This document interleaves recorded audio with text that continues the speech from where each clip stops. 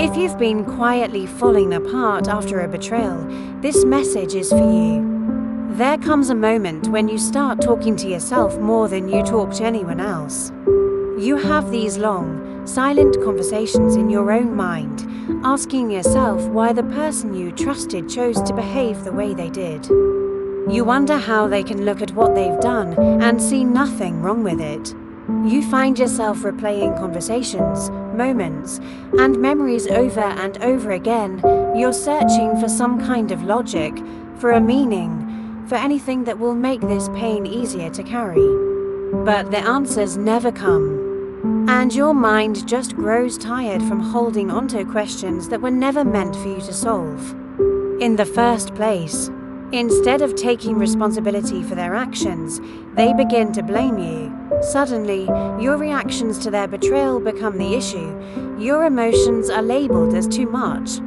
Your pain is treated like it's just an inconvenience to them. But you have to remember, comparison is often just a tool people use to avoid facing the truth of their own choices.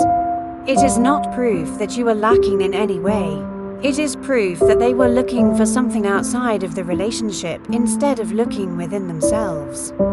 Slowly, you start to notice that you're no longer happy. You just don't function the way you used to. Your mind feels heavy, and your body feels tired all the time. Even the simplest things begin to feel like huge burdens. Things you once did so naturally now require a massive amount of effort. Just caring for your children, showing up to work each day, trying to stay strong for everyone around you, it all feels exhausting. And then, the guilt quietly creeps in. You start to wonder why you can't do better, why you feel so completely drained. You feel like you're failing at everything. But emotional pain takes real, physical energy. Betrayal doesn't just hurt your heart, it affects your mind and your body. 2. Some people will try to minimize what they've done. They'll say it's just chatting, just phone calls, or just video conversations. They'll insist there's nothing wrong with it, but giving emotional intimacy to someone else while your own pain is being dismissed leaves real, deep wounds. And when you try to express how deeply it hurts you, your feelings are invalidated. You're made to feel like you're being dramatic, unreasonable, or too sensitive. That kind of dismissal can make you question your own reality. It can make you doubt feelings that are completely valid and normal to have in this situation. Over time, you begin to feel like a shadow of the person you once were. The confident version of you grows quiet. The joyful parts of you feel distant and unreachable. You look at yourself in the mirror and barely recognize the person staring back, and then the fear starts to settle in, a fear of the future, a fear of what's coming next. Instead of being fully present in your relationship or your marriage, dreaming together and making plans for the future, you find yourself preparing for every possible negative outcome. Not because you want to leave, but because you no longer feel safe.